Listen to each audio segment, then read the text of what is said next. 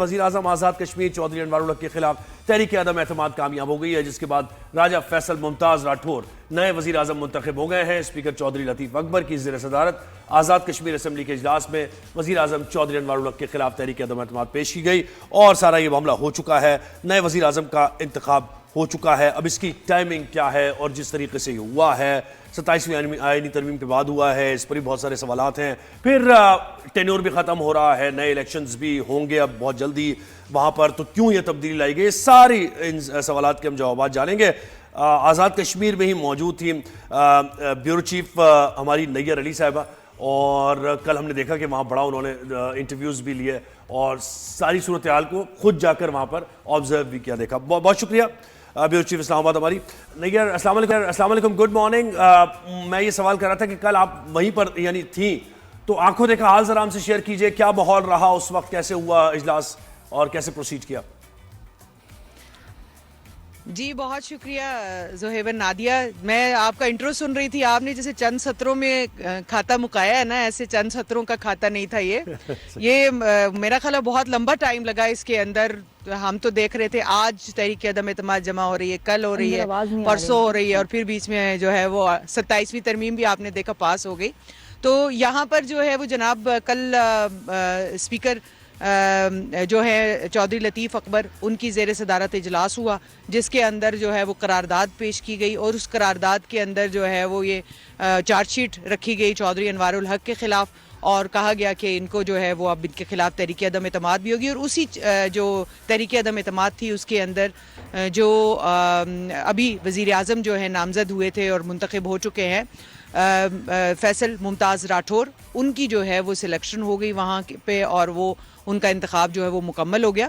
तो इस वक्त जो सिचुएशन है ताज़ा तरीन वो यही है कि रात गए तक मीटिंग्स होती रही हैं कि किस तौर जो है वो इस सिलसिले को आगे बढ़ाया जाएगा। काबीना 10 लोगों की होगी या फिर 20 लोगों की होगी, इसके ऊपर जो है वो बहस मुबाहिसा चलता रहा है।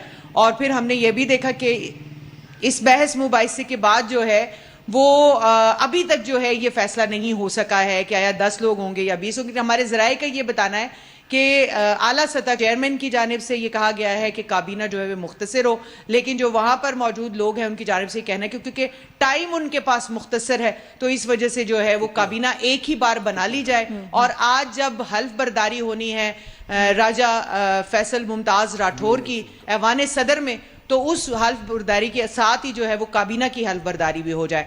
तो आज अभी तक जो है ये डिसाइड नहीं हो पाया है कि काबीना की हल्फ बर्दारी होगी या नहीं होगी। इसका जो हतमी फैसला है बिलावल भुट्टो जरदारी जो है वो कुछ ही देर में जब यहाँ पहुंचेंगे, 11 बजे के सेशन होना है, तो उससे पहले बिलावल भुट्टो जरदारी यहाँ पहुंचेंगे तो फिर उसमें डिसाइड होगा। जी ज़ोहेब। नैयर, मुझे बताइएगा कि हम भी इसकी टाइमिंग से मुताल्लिक़ आपने 27वीं को ज़ाहिर जिक्र करते हुए आप आगे बढ़ी, तो क्या 27वीं तरमीम की वजह से रुक गया था? और लोग ये कह रहे हैं, एनालिस्ट ये कह रहे हैं, मुख्तलिफ आ रहा है ना कि 27वीं तरमीम में हिमायत पहले चाहिए थी और उसके बाद ये दे दिया कि भाई ये आपका एक गिफ्ट है, ये आपको मिलेगा। तो क्या इन बातों में कितनी सदाकत है? वहाँ क्या बात हो रही है? टॉक ऑफ द टाउन क्या है? देखिए, हमेशा जो भी कानून साजी होती है वो एक हुकूमत और एक एलाए और एक अपोजिशन के दरमियान में दर हकीकत बारगेनिंग चिप होती है।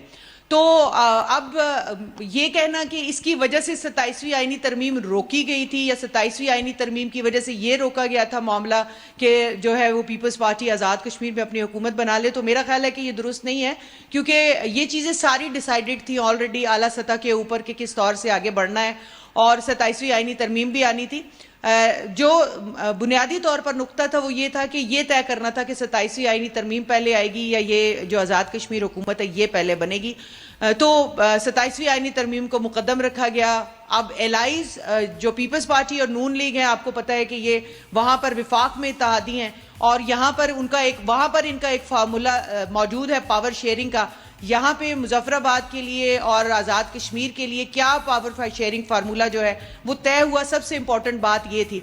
तो वो फार्मूला जो ही तय हो गया कि नून लीग जो है वो अपोजिशन में बैठेगी, वहां बैठकर जो है वो अपोजिशन लीडर भी नून लीग का होगा, तो नून लीग अपोजिशन में होगी, पीपल्स पार्टी जो है वो हुकूमत में होगी। इसके ऊपर कुछ लोग तनकीद भी कर रहे हैं यकीनन माहिरीन कि दोनों जो है वो हुकूमत और अपोजिशन मिलकर जो है वो अपना शायद चीफ इलेक्शन कमिश्नर भी लाना चाहते हैं, क्योंकि हुकूमत और अपोजिशन दोनों की जो है वो एक इत्तेफाक राय के साथ चीफ इलेक्शन कमिश्नर आना है। तो चीफ इलेक्शन कमिश्नर आना क्यों इंपॉर्टेंट है ज़ोहेब?